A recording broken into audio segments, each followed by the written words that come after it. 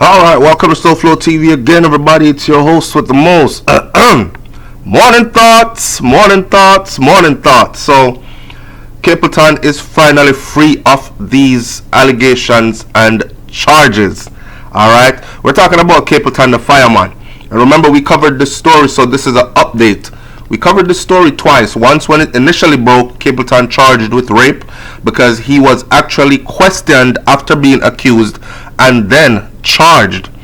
Questioned in the presence of his attorney and then charged. And people were saying, well, damn, accusation is one thing, but to be actually charged is a whole nother thing, right? Further along the way, he was granted bail and allowed to remain touring and working in the meantime. Now, the final verdict has been laid, and it is that he had been freed of all these charges. So according to Loop News, the news says veteran dancehall artist CAPLETON is a free man. The rape charge against the DJ was dismissed Wednesday afternoon during a committal proceeding in the Kingston and St. Andrew Parish Court. I don't know if you remember people like Tony Rebel and just the whole reggae fraternity, really, and Rasta fraternity came out in support of CAPLETON. Nah, can't be the fireman. This man walk around preaching righteousness all the time. Now, before I even read this article further, let me say something here.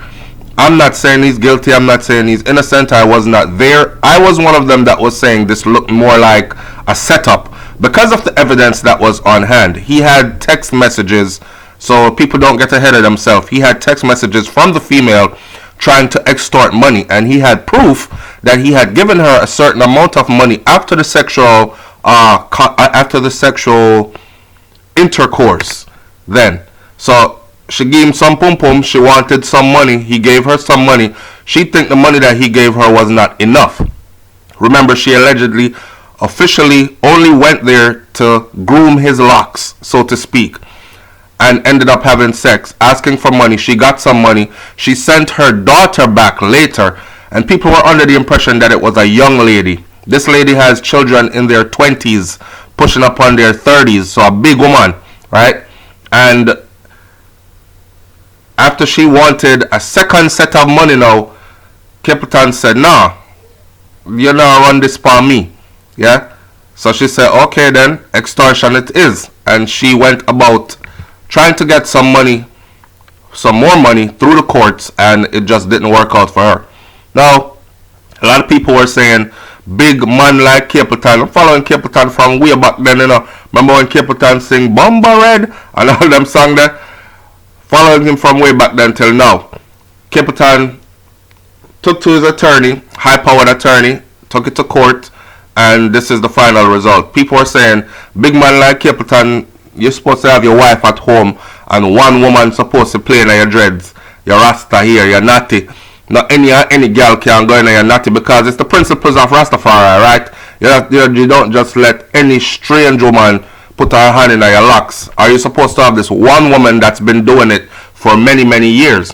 Because your locks as a Rastafarian represents something powerful, right? They are your antennas. They are by which you pick up signals then, so to speak, through the universe, vibrations, etc., etc. So any dirty energy can get into that. If you have people put their hands in there, play up in it, you can't put any Jezebel in your locks then.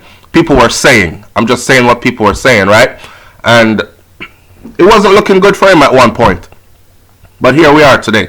So the police had attempted to submit a new statement and change the original statement given by the girl in the matter. So this decision is an affirmation of truth and rights. CAPLETON has always maintained his innocence, and his name has been cleared in this matter finally. Committal proceedings are held to determine whether in case or more serious criminal offenses there is sufficient evidence to require the defendant to stand a trial. The judge ruled that there was no prima facie case and the matter was discharged. The prosecution had attempted to submit a new statement into evidence, but the judge did not allow that and ruled to dismiss the case, attorney at law Christopher Townsend said. Now, like I said before, as you know, Christopher Townsend is a top tier attorney. And of course, rightfully so. Capleton has the finances to back himself and make sure that he is able to get the best legal representation that there is, and he did just that, right? So the prima facie case is the establishment of a legally required rebuttal presumption. It is a cause of action or defense that is sufficiently established by a party's evidence to justify a verdict in his or her favor, provided such evidence is not rebutted by the other party. So I am willing to guess that he provided those evidence that he said he had via text message, so on and so forth, more money kind of thing, and the other party was unable to rebuttal that evidence that was provided to the courts. When Capleton last appeared in court, he had his bail extended and a new mentioned date was scheduled after the courts had been told that the case file was incomplete. Capleton was accused of forcibly having sexual intercourse with a female hairdresser he hired to groom his hair at a New Kingston hotel on April 28 last year. You know, it's funny, these women put themselves in some kind of position sometimes. I don't know, starstruck maybe. Me? You mean Capleton want me to groom his hair? Oh my God, you're talking about big Capleton, big superstar Capleton, the fireman? Yeah, you and him go lock up in a hotel room, and groom here. An intimate process as grooming here. So in other words, come over, come play in my locks then. Yeah? Like, if she was young and dumb and naive, some young hairdresser, and she's saying, oh, my hairdressing skills is taking me places, even celebrities want me to do their hair, I could see. But a big tough back woman like you now, right? Tough foot woman like you, you've been around forever. You know the road code. And I'm not just saying that, yo. I am flabbergasted at the attempt and the fact that it continues to happen. I hope that other entertainers learned from this, because this could have gone another way for Capleton. What if he had been found guilty of rape? All his years of work and his preaching of righteousness and all this, I mean, we see it in the churches all the time.